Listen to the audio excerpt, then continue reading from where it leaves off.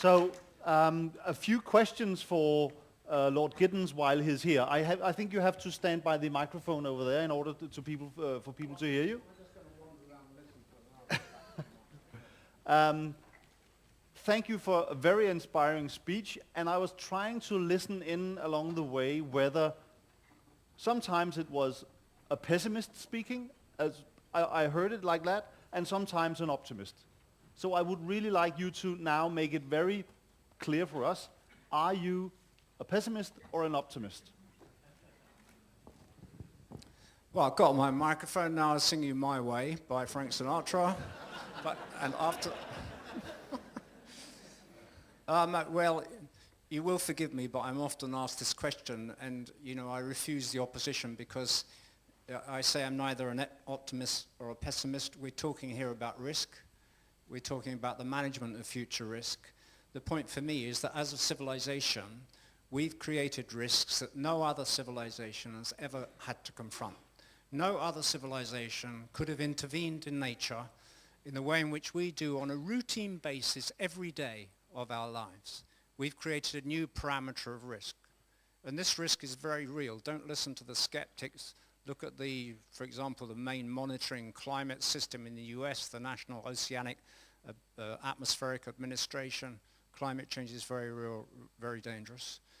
On the other hand, it is a kind of wake-up call to us. It does generate opportunities. You can see from this conference that it has a transformative impact on people's thinking. So I prefer, rather than just saying, naively I'm pessimist or optimist, because that's like a trait of personality, I want to be a social scientist, analyzing the risks, trying to see how we can turn them into opportunities. And I take it this is the point of the conference, really.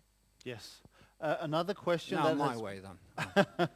Another question that has been asked many times today, and I think that you might be one of the best ones to answer it, is how, in this transformation phase, how do we get the buy-in from the public? This is a really complicated issue, which You've I got 2 thoroughly minutes. recommend my book to everyone in the audience because it analyzes it out. But, I think, first of all, I think Ted Norhaus was here this morning. I don't know if he's still here. He's quite right when he says, I don't think you can just mobilize public support through fear. Partly because the world is full of catastrophes so far as the ordinary member of the public is concerned. You have catastrophe movies. You have talk of pandemics, which never really happen.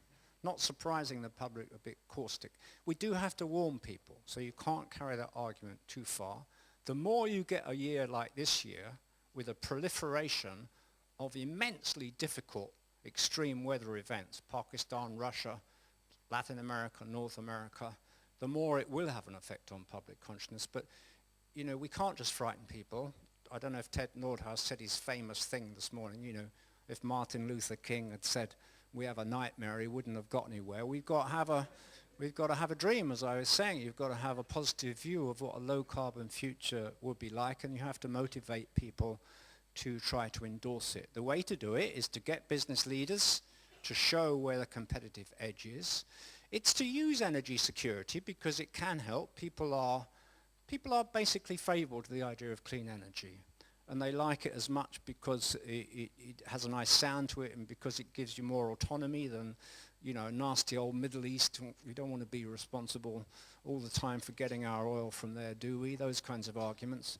But somehow, at some point, we must turn public opinion around, and we need leaders who can lead. And I have to say this, I'm really disappointed with the difficulties President Obama has met with in leading the world community onwards, because he came here to Copenhagen, he had virtually nothing to offer because he couldn't get it through Congress. It therefore was one of the prime factors why the original Congress was not successful.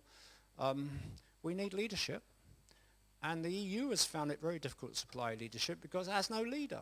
Now we've got 4 leaders in the EU when we had 2. Lisbon Treaties created 4 bloody leaders, but we need some world leaders who will, and I think they have to come like from Brazil. I think Lula done a really interesting job recently. Brazil, very, very interesting country, high proportion of energy from renewables. Some of it biofuels, problematic, but nevertheless looks quite different from most developing or emerging nations. We will need leadership from many different parts of the world, but from some of the large countries like Brazil, to push on public consciousness, I think. And one final Do question. not give up hope, though. No, and one final question. 292 days ago, this building was the center of the world. We had 120 heads of state here, and it didn't really make the difference that a lot of people expected. So many people said we have 120 heads of state in the room, but where is the leadership? You mentioned leadership before. What is your view on the process that we have given the job of solving this problem, the UN process through the COPs? What is your view on that? Well, this is all set out in my book on the politics of climate change, which I wrote 8 months before Copenhagen, in which I argued that it's not going to be successful, that you won't reach agreement, because the geopolitical divisions in world society are too strong for that to be possible. You didn't just have 120 heads of nations, you had 192 representatives of nations here. To get agreement between 192 nations, to get agreement between blocks of nations which cannot agree at the UN on virtually anything, it was never on for me. That's why I always argued you need these other things I mentioned in my speech. You need bilateral agreements, you need regional agreements. Yes, we need to make Cancun successful if we can. We need an agreement on deforestation, we need an agreement on what will replace the Green Development Mechanism. We need to get somewhere towards this 100 billion that developing countries have promised. But we can't get it through a Kyoto-style framework, at least in my view. So we have to work with what we've got. But I feel something, will come out of Cancun. I don't feel wholly pessimistic about it. I'll just tell you another story about books, because talking about my book, it sounds very egoistic. It's a very good book, and you've got 1 minute to tell about the other book. Well, there's a writer in England. He's a sort of famous comic writer called Alan Bennett, and he was wandering around bookstores and he saw his books on sale, so he went in and asked a member of staff, well, I'm willing to sign these books if you want me to, and assistant looked really shocked and said, oh no, we have enough trouble selling them as it is. Anthony Giddens.